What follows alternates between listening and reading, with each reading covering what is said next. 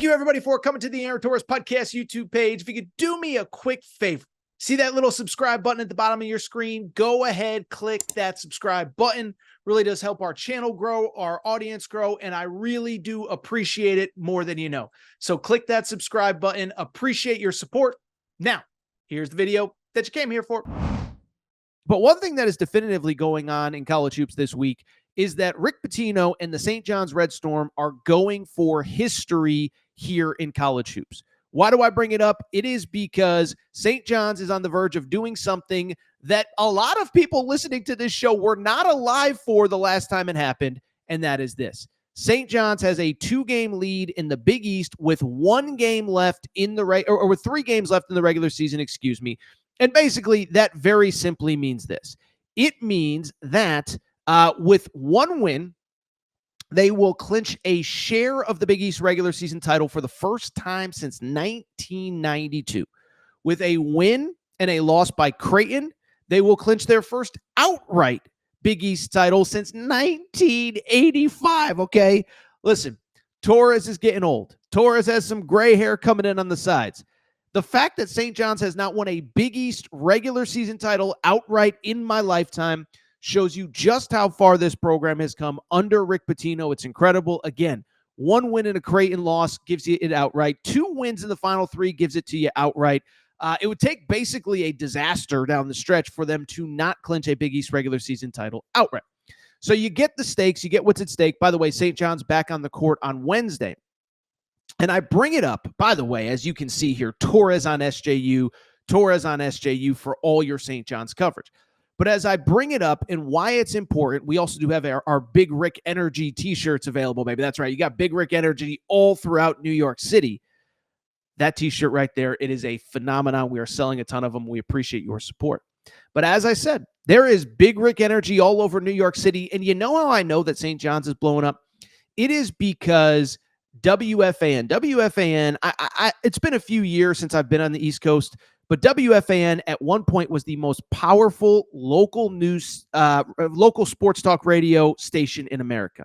They were the voice of the fan, Mike Francesa, Mike and the Mad Dog, and they have taken over New York City. Now, by the way, Torres talked about this 3 or 4 years ago when Rick Pitino was a candidate for the job. I said, New York City will support college basketball. You just have to give them a good product, which is why I was always such an advocate for St. John's hiring Rick Pitino.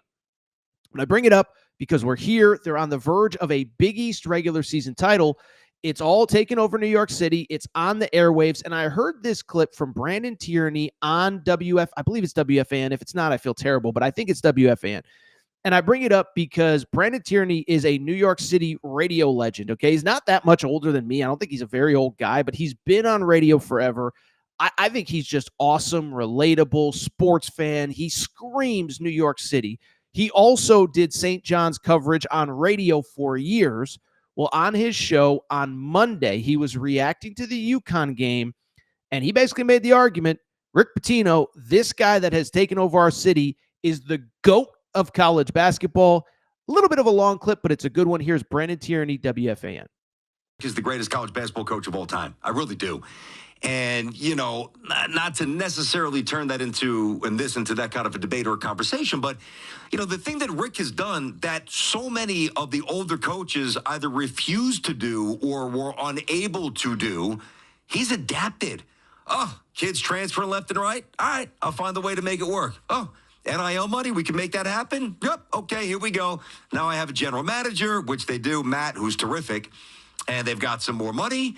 Mike Rapoli and others, like now St. John's is humming. To understand what Rick Pitino has done, he is one of a kind. His energy is relentless. His focus is Jedi-like. And his basketball acumen is without peer. The defense on this team is by far, it's not even close, the best in the history of St. John's. And I love Louis, and we revere Louis, and Louis' team locked down. Not like this. Nobody does. This is different. This is like that place sounds and looks and feels different than it has ever felt in my life. This is it for Rick. Rick is home, and Rick is staying. And Rick is building this thing out so that it's not just 2, 3, 4 magical years of Rick Pitino, and then it's dead for another 30, and we'll never recover. Rick Pitino, when I say he's building buildings. That was Brandon Tierney, absolute beast. By the way, any St. John's fan listening that knows BT, tell him AT wants to speak to him. We'd love to have him on this show to talk about the St. John's revolution here at MSG, all right? So let's go ahead and dive in, because he said it. Greatest coach in the history of college basketball. I think there's a lot of layers to it. I think it's a very interesting conversation. And what I want to do now is just dive in and have a conversation. You could drop your thoughts on this conversation in the chat below. So listen, I know what a lot of people are going to say, right? Is there's no way that you can argue that Rick Pitino is the GOAT of college basketball. Too many schools, too many stops, too many this, too many that.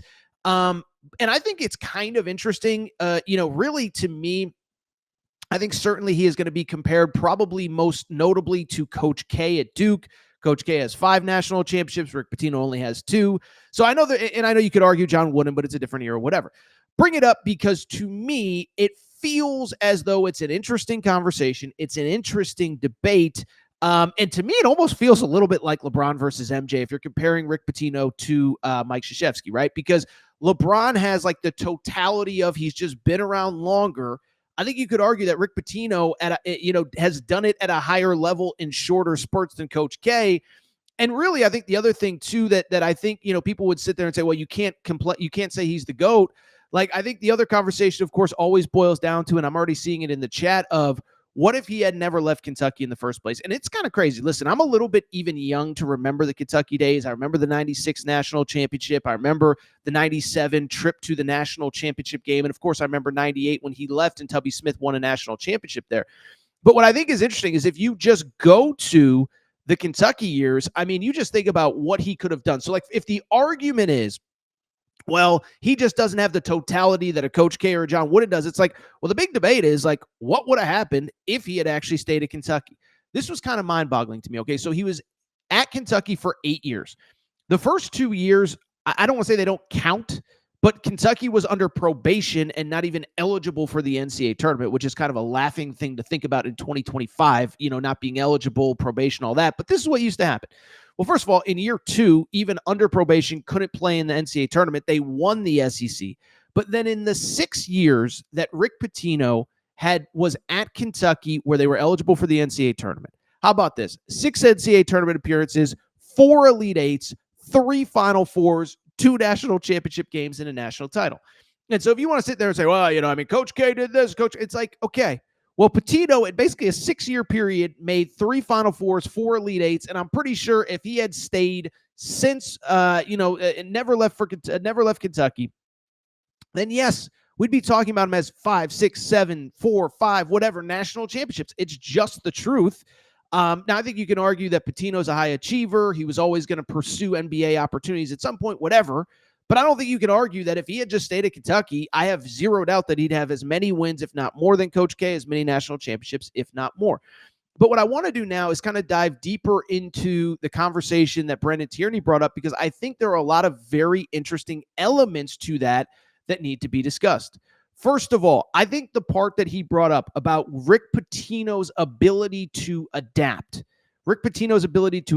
to me is a key part of the GOAT conversation, because there's a lot of guys that can do it one way in one era that haven't really totally figured out this era, right? Listen, my buddy Colin Cowherd references Bob Knight all the time.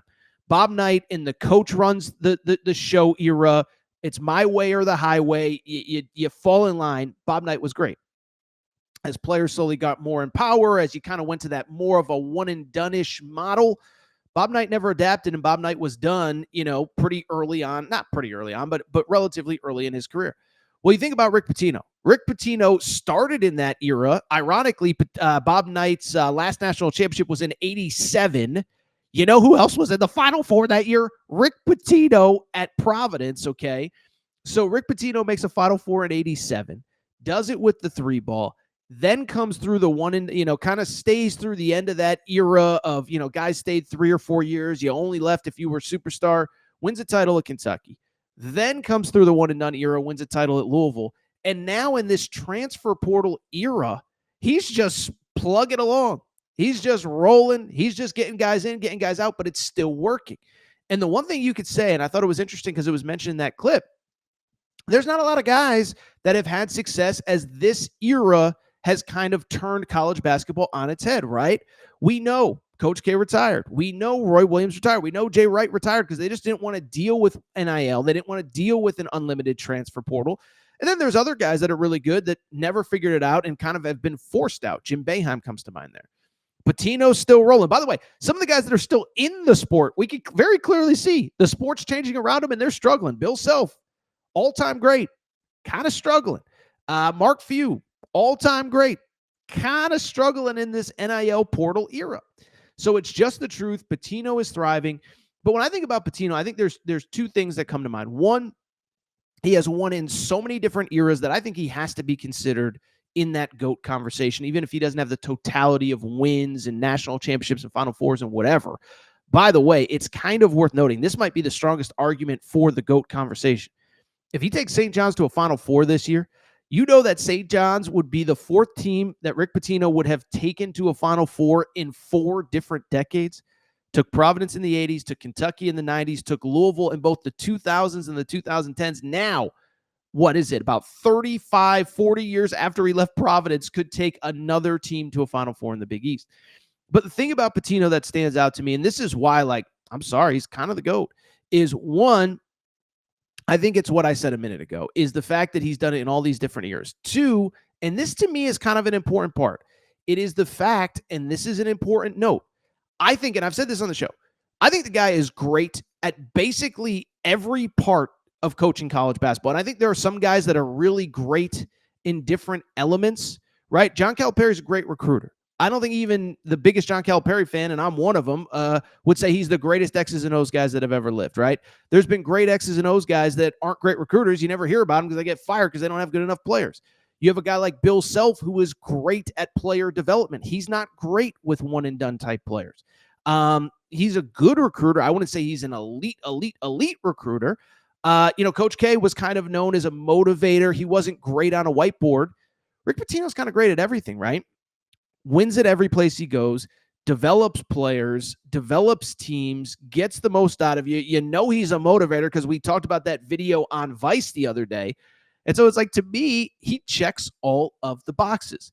The fact that he wins everywhere, to me, is absolutely part of the conversation. Again, if you could take Providence to a Final Four, then I think you could do just about anything in this sport. And that, to me, is really, again, why I think you can make the argument about the GOAT. How many guys, listen, whatever, there's a few. I don't want to say it's nobody, but, how many guys could go to a dead program? St. John's was dead, irrelevant, hadn't mattered in 30 years, literally hadn't won a Big East title in now, 33 years that they've won a Big East title? Hadn't won a Big East title in 33 years. And in year 2 is going to win this puppy. And that, to me, is the part. I think he's great at every element of the job. But I think the important part to me, he's proven he can win anywhere. Went to Iona, immediately goes to the NCAA tournament, goes to Kentucky, probably the best Kentucky coach of probably since Rupp, probably the second best coach in the history of the program. I know Calipari's got more totality, whatever. Point I'm trying to make. Goes everywhere and wins. Develops players. And I think the important part, could win anywhere is a skill, right? Again, Coach K, with respect, was not good at Army. Goes to Duke. He's in the ACC. Okay. Dean Smith never had to coach anywhere else. Roy Williams only coached at Kansas and North Carolina. Rick Pitino has taken Providence to a Final Four, won a national title at Louisville, and now, of course, is doing incredible things at St. John's. So, listen, we could go on and on. I want to get to some of your comments in the chat, and I also, most importantly, want to talk about a lot of other things, but I will tell you this. I think he's in the short conversation. Again, I think the elements that it takes to be a great college basketball coach, I think he checks all the boxes. I see the chat. If it is based on national championships, Coach K gets the edge. By the way, my guy Calhoun, I think, is underrated in that conversation. But the fact that it's 72, 73 years old in this NIL era, that Pitino continues to do it, remains amazing to me.